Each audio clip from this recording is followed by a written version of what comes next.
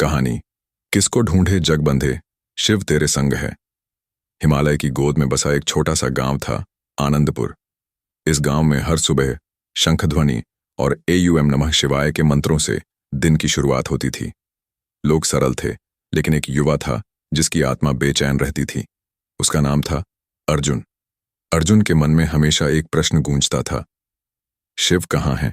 क्या वे केवल कैलाश पर्वत पर रहते हैं? क्या उन्हें पाने के लिए मुझे सारी दुनिया छाननी पड़ेगी? वह रोज मंदिर जाता, दीप जलाता, माला फेरता, लेकिन मन को शांति नहीं मिलती। उसे लगता जैसे वह शिव को बाहर खोज रहा है, पर भीतर कुछ अधूरा है। एक दिन उसने निश्चय किया, जब तक मैं स्वयं शिव को न देख लूं, मेरी खोज समाप्त नहीं होगी। वह गांव छोड़कर निकल पड़ा।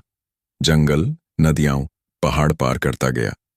रास्ते में कई लोगों ने उसे भोजन दिया, पानी दिया, विश्राम दिया, लेकिन अर्जुन कहीं नहीं रुका। उसकी मंजिल केवल कैलाश थी। एक संध्या वह घने जंगल में थक कर बैठ गया। तभी उसने एक बूढ़े साधु को वृक्ष के नीचे ध्यान करते देखा। उनके चेहरे पर अद्भुत तेज और शांति थी। अर्जुन ने प्रणाम किया और पूछा, बाबा, मैं शिव को खोज रहा हूं, बताइए वे कहां मिलेंगे? साधु मुस्कुराए और बोले, किसको ढूंढे जग बंधे, शिव तेरे संग है। अर्जुन चौंक गया, लेकिन बाबा, मैं तो हर जगह खोज रहा हूं, फिर भी उन्हें नहीं देख पा रहा। साधु ने शांत स्वर में कहा, तू आंखों से खोज रहा है, पर शिव आंखों से नहीं, आत्मा से पहचाने जाते हैं। अर्जुन बोला, मैं पूजा करता हूं, मंत्र जपता हूं, फिर भी मन खाली क्यों है? साधु ने कहा, हाथों से की गई पूजा बाहरी है, लेकिन सच्ची पूजा कर्मों से होती है। जो सत्य बोलता है, दया करता है, सेवा करता है, उसी के साथ शिव चलते हैं।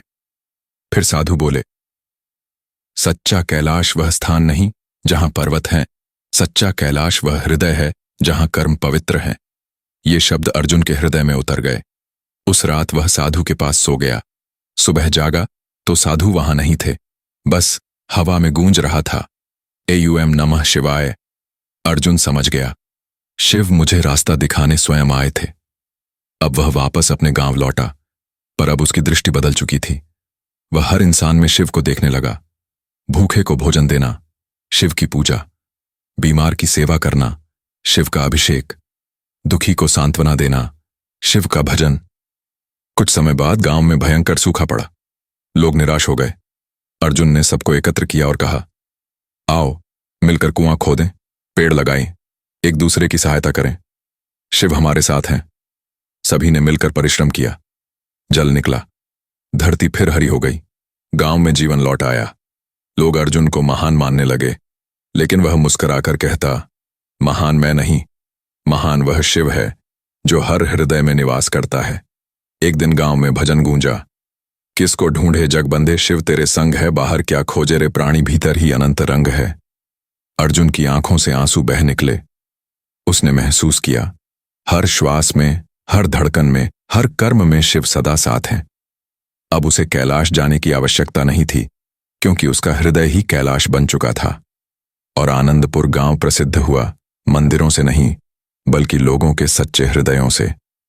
कथा का संदेश, शिव बाहर नहीं, भीतर हैं सच्चे कर्म ही, सच्ची पूजा है सेवा, दया और सत्य में शिव का वास है। किसको ढूंढे जग बंधे, शिव तेरे संग है। हर हर महादेव।